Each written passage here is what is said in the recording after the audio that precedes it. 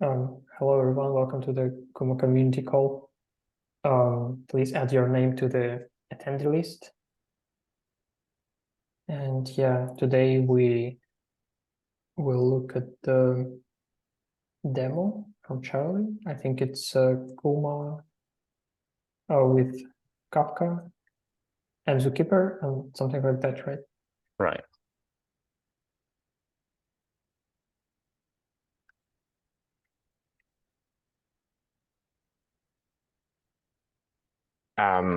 Yeah, I guess I can get started. I'll just go over everything before. Okay. Recent project.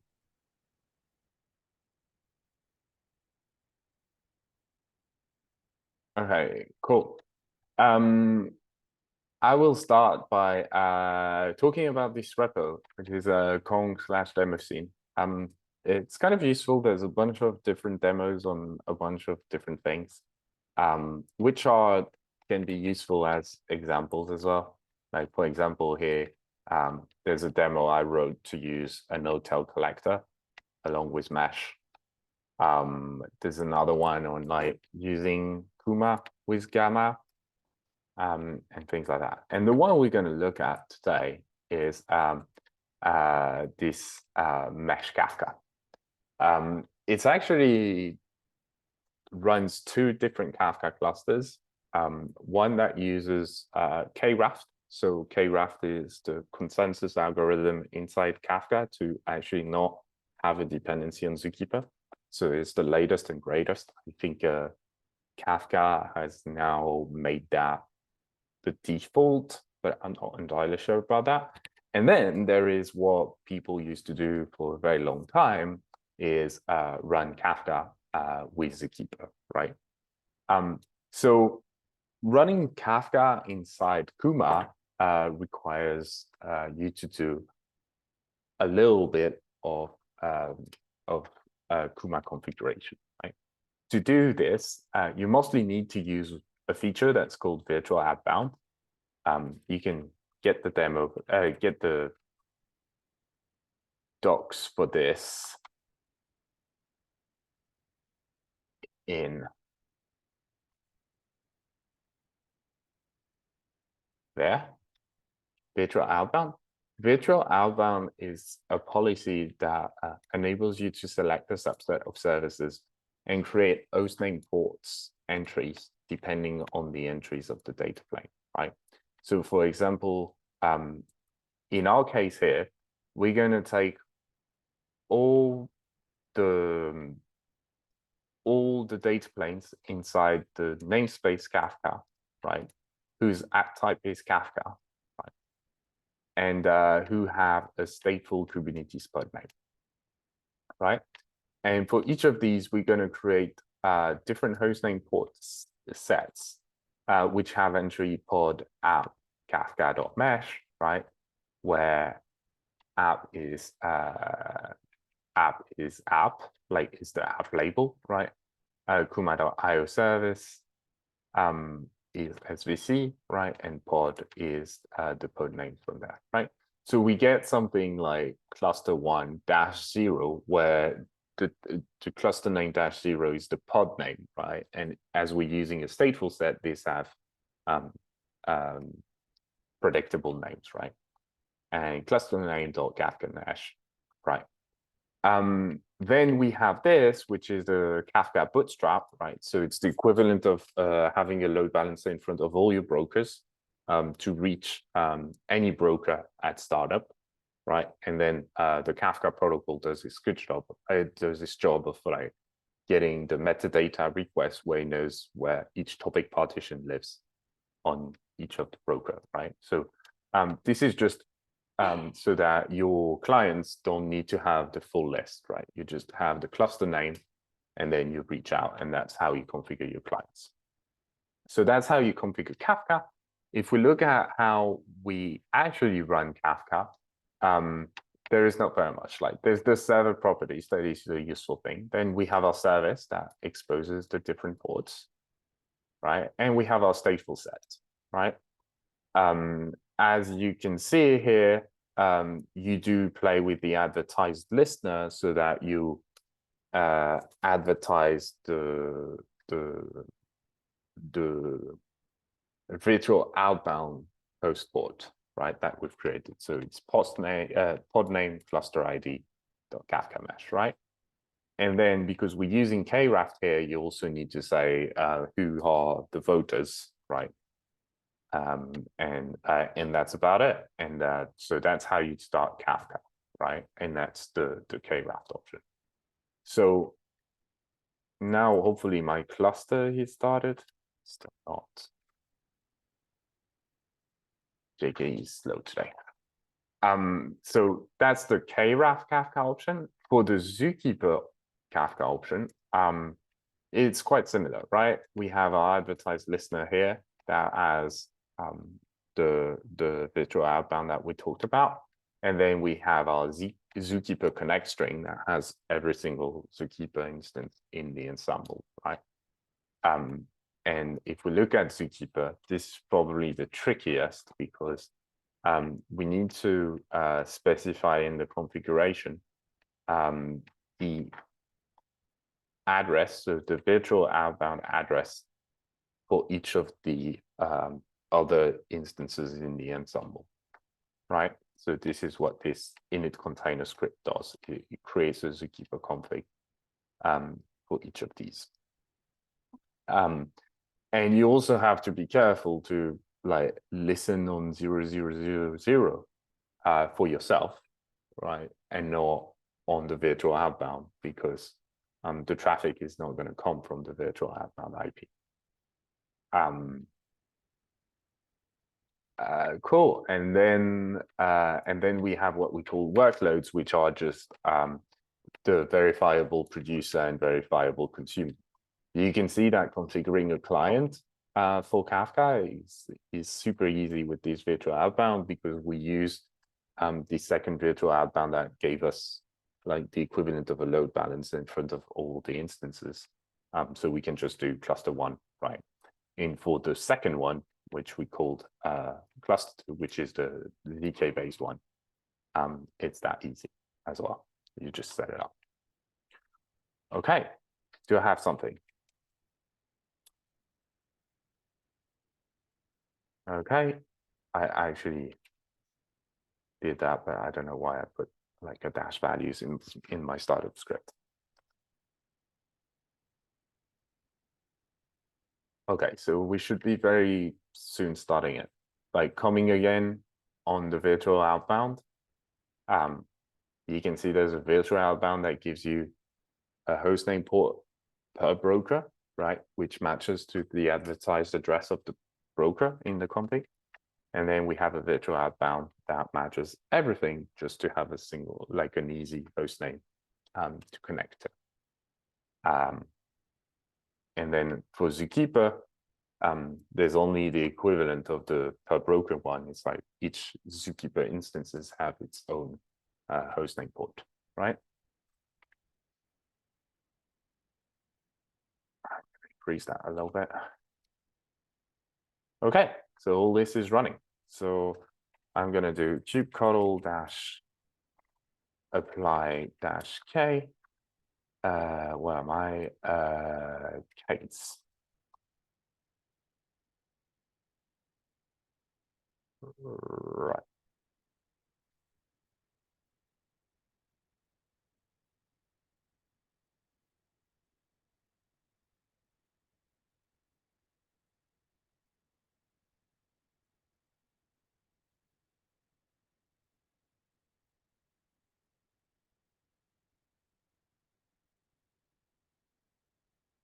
So we can see here that everything is starting with a with 2 pods, right? For the moment, it's mostly the producer that got started. Right. I'm just gonna do -n Kafka because it's probably more. So, and then if we have fun and we look at kubectl logs of this one. Namespace. Thanks.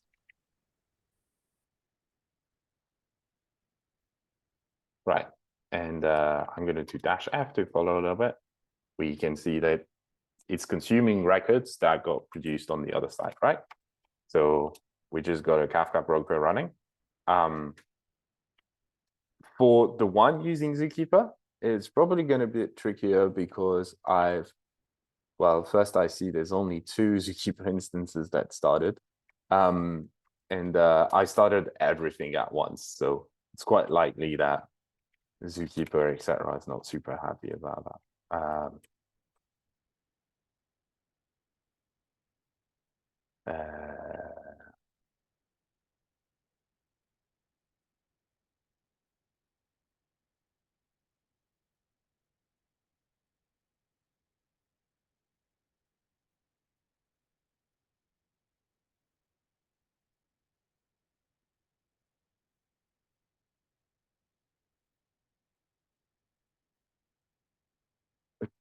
That's the one. Right, so it looks like my ZooKeeper is now a bit more stable, right?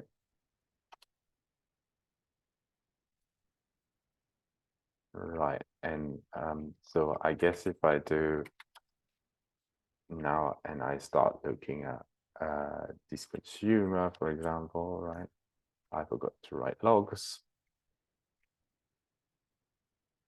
Okay, it's now consuming some data. I'm actually wondering why. Well, so that's it. Now it's stabilized.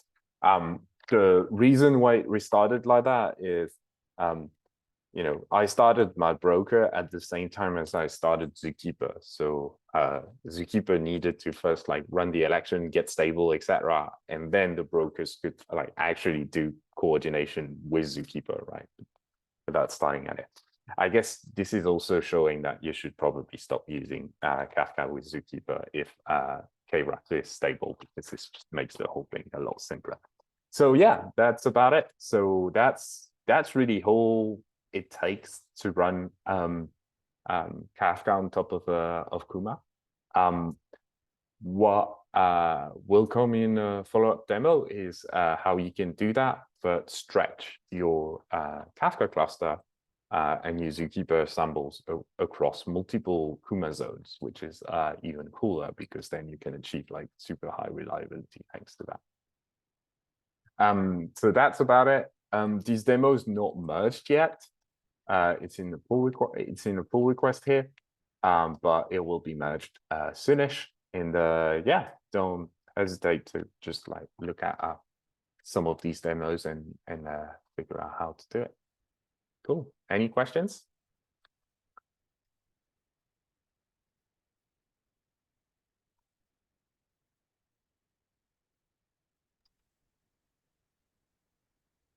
Are there any particular benefits from running this on top of Kuma, other than the usual like security metrics and so on? Yeah. Well, I mean MTLS, right? And it's like you run your entire. So as you said, as you've noticed here, it's like I don't have any configuration for, you know, certificates or anything, because all this is just specified like using the whole mesh certificates, right? Like the Kuma certificate, sorry. So it's all, yeah, it all works transparently, so you can quite easily, like the core problem is quite often, yeah, well, but my ZooKeeper ensemble should only be accessed by my Kafka brokers, right? How do I do that, right? Very easy with the mesh traffic permission, right? You just say, hey, hello, only if app type is Kafka, right?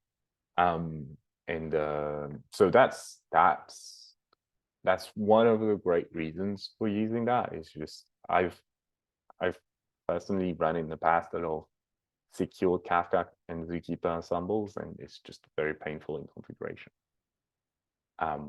Yeah, so that's one thing.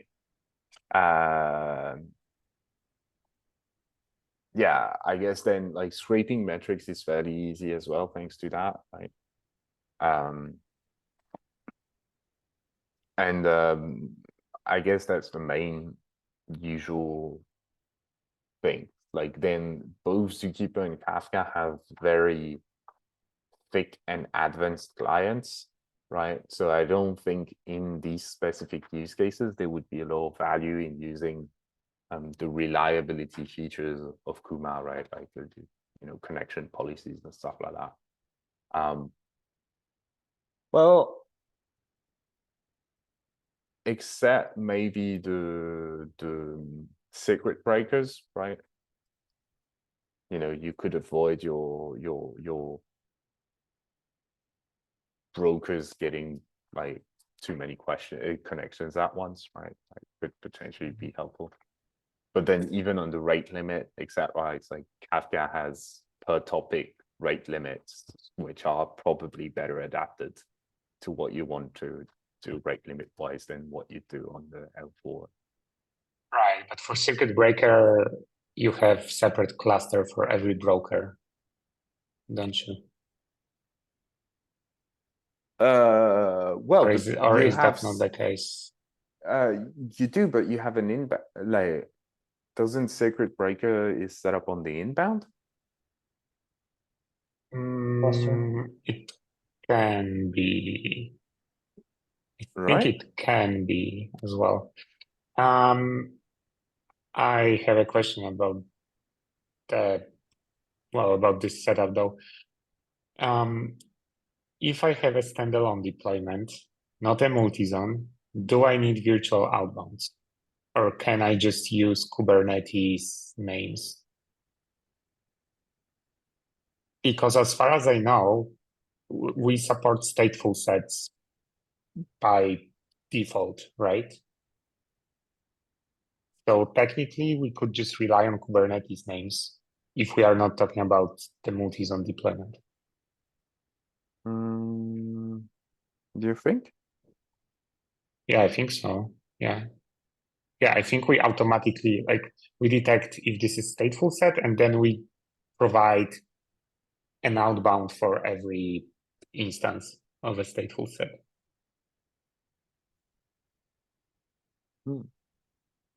I think we don't detect stateful set, we detect headless service for the stateful Right. set. Yeah, it's probably headless service, but yeah, it's no different. I think it's headless Right. service because otherwise, the generate mesh stuff, it generates stateful sets. Okay, maybe it is headless service, but so wouldn't you have headless service there for your brokers? Yeah, I do have a Right, headless service for okay. sure. Right? Okay. It's there. Right? Is it this one? Yeah, it's this one, right? It's not a headless service. There is no cluster IP none there. I think that's the indication of a headless service. Oh yeah, maybe I haven't. Right, here there's a cluster IP now. Right, yeah. Right. And there is Well, H yeah, I as- guess in that one, because I was going to write it with like virtual outbounds anyway, I didn't bother making it a headless service. But yeah, Okay. I mean, it wouldn't be that hard to reconfigure it, to try it out. Cool. Yeah.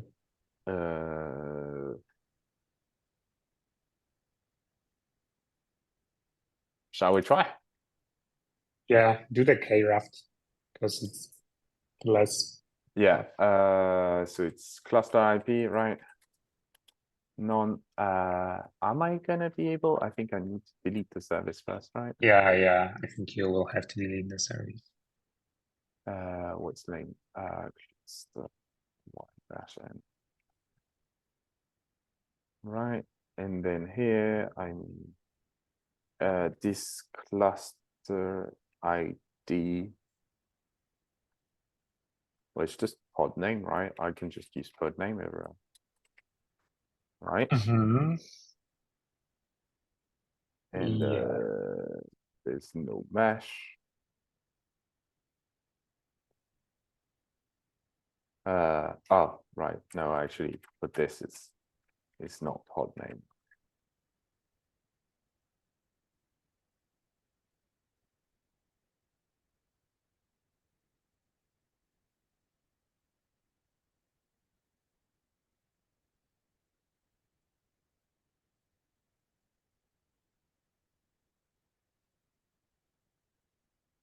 up. So it's like that, right? And then for this, it's just code name, right? And I think that's about everything there is there, right? I'm gonna Maybe the consumer as well, but maybe not. Or does it use the Kubernetes name? The consumer uses the not the Kubernetes name, but then I'd need to. It doesn't really matter, right? For the Yeah. It doesn't matter. True. Yeah. The consumer users are because otherwise I need to specify for the consumer I need to add an extra service to have a load balancer in front of everything.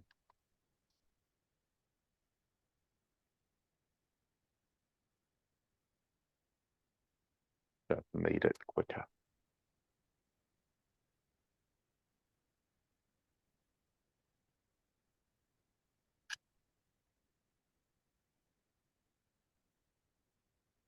Come on, terminate nodes.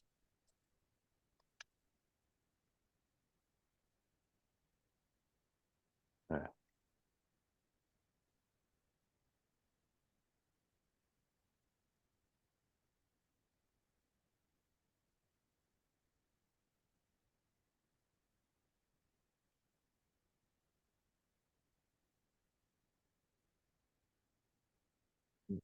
Created the service, right? And the rest doesn't change.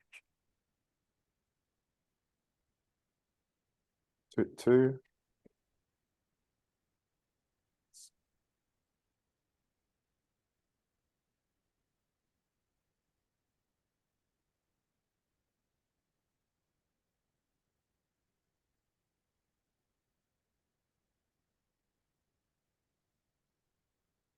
It does seem to be going through. Should I edit the mesh Right. to actually disable? Apply MTLS now. It's got MTLS already. Oh, does it? Okay. It's got MTLS, but should I disable our Pass through thing. Yeah, but I don't Is remember it the field. network? It's not networking, maybe.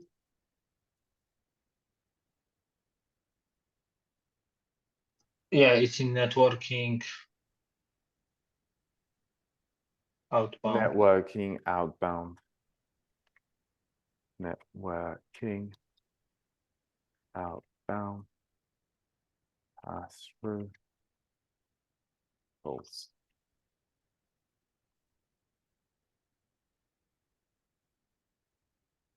Seems to still be working. Right.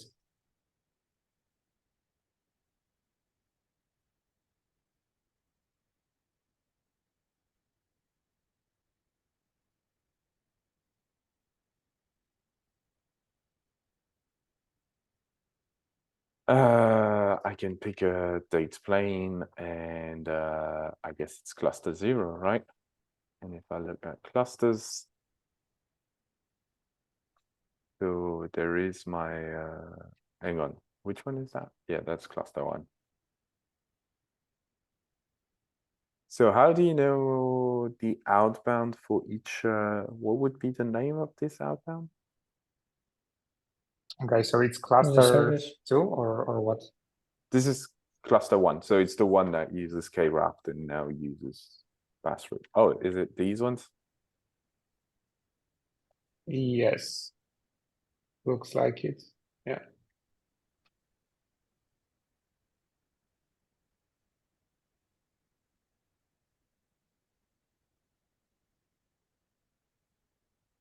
Right. Yep. So we have 3. Oh, even more. Different ports? Well, the other What? ones are probably virtual outbounds, right? Right. Yeah. Probably.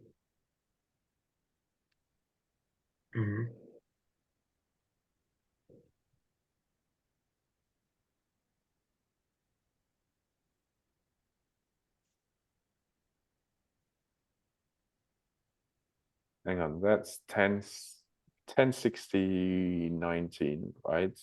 So that's a Kubernetes address, right? Easy. Kubernetes Well, address. all of them are Kubernetes Kubernetes services address. because that's an endpoint. It's not the outbound VIP or whatever.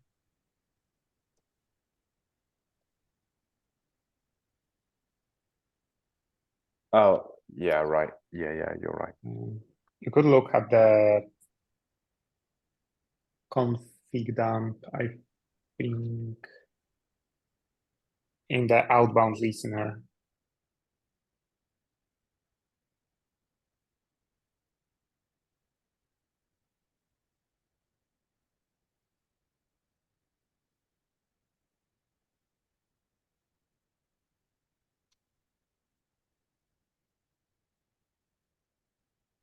Right. That's a cluster. If you, for example, search for this underscore 14 underscore.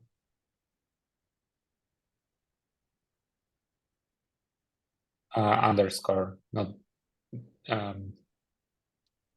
without that. Is it dash? Oh, you want me to get rid of all the rest? Or this one too. That works. See, so okay, so that's a virtual outbound here because it's 240. If you Right. scroll down, virtual outbound once again. And next. Okay, only once two. again.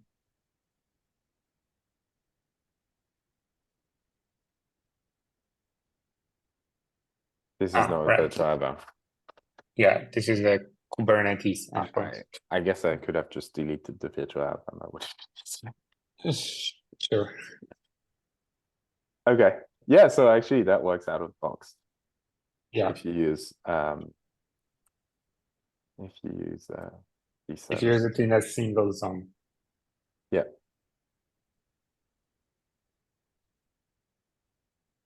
Okay, cool. Anything else?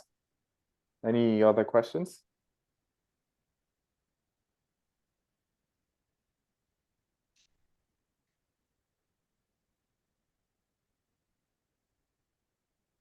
No? Cool. Well, thank you, everyone. Thank you. Thank you. Bye. Yeah. See you.